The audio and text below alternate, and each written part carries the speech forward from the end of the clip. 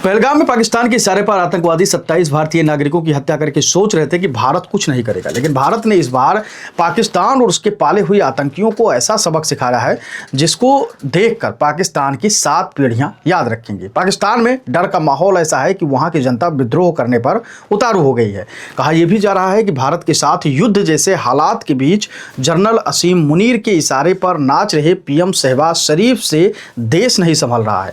यही कारण है कि पाकिस्तान के पूर्व प्रधानमंत्री नवाज शरीफ अचानक से लंदन में चल रहा अपना इलाज बीच में छोड़कर पाकिस्तान पहुंच गए हैं। यही नहीं, नवाज शरीफ भारत पाकिस्तान तनाव पर प्रधानमंत्री कार्यालय में हुई उच्च स्तरीय बैठक में हिस्सा भी लिया। इस बैठक में पाकिस्तान के सभी बड़े मंत्री और आला भी मौजूद थे। यही नहीं, नवाज शरीफ अब पर्दे के पीछे से भारत के साथ दोस्ती के लिए गुजारिश और सिफारिश करने में जुट गए हैं ताकि तनाव को कम किया जा सके। पीएम मोदी के कार्यकाल की शुरुआती दिनों में नवाज शरीफ से अच्छी दोस्ती थी। अब नवाज शरीफ इसी दोस्ती की याद दिलाकर भारत से हमले रोकने के लिए गुहार लगा रहे हैं। बताया जा रहा है कि पहलगाम हमले और भारत के सिंधु जल संधि को निलंबित करने के बाद नवाज शरीफ घबरा गए।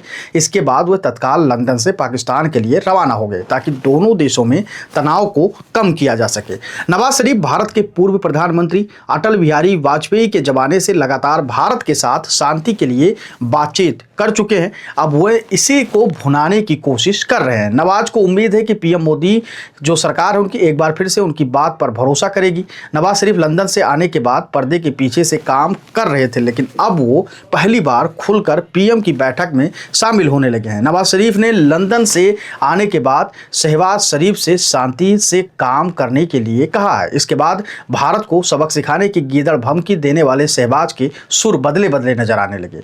अब कहा जा रहा है कि नवाज शरीफ चाहते हैं कि शहबाज की जो सरकार है सभी राजनीतिक तरीकों का इस्तेमाल करे और दोनों ही परमाणु हथियारों से लैस देशों के बीच फिर से शांति बहाल हो। नवाज शरीफ नहीं चाहते हैं कि पाकिस्तान का आक्रामक रुख हो वो आक्रामक रुख अपनाए। भारत के पाकिस्तान में जोरदार जवाबी कार्रवाई के बाद अब पूर्ण युद्ध का खतरा मंडराने लगा है। ऐसे में अब सबकी नजर नवाज शरीफ पर है। पाकिस्तानी सेना भारत पर सैन्य कार्रवाई करने के पक्ष में है ताकि दुनिया के सामने हुई अपनी शर्मिंदगी का बदला लिया जा सके। वहीं भारत उसके हमलों को लगातार फेल कर रहा है। इसी बीच नवाज शरीफ शांति पर जोर दे रहे हैं। नवाज शरीफ बैक चैनल बातचीत की कोशिश कर रहे हैं ताकि भारत सरकार को मनाया जा सके और पाकिस्तान को किसी तरीके से इस बार बचाया जा सके, क्योंकि जिस प्रकार से भारतीय सेना आक्रामक रुख अपनाए हुए है उसको देखते हुए पाकिस्तान की जो सेना है वो पूरी तरीके से घबरा गई। वहां की सरकार घबरा गई, वहां के आवाम घबरा गए। विद्रोह करने की स्थिति में पाकिस्तान की जनता पहुंच गई है और ज्यादा दिन ये चलने वाला नहीं है। अभी 2 ही दिन हुए हैं।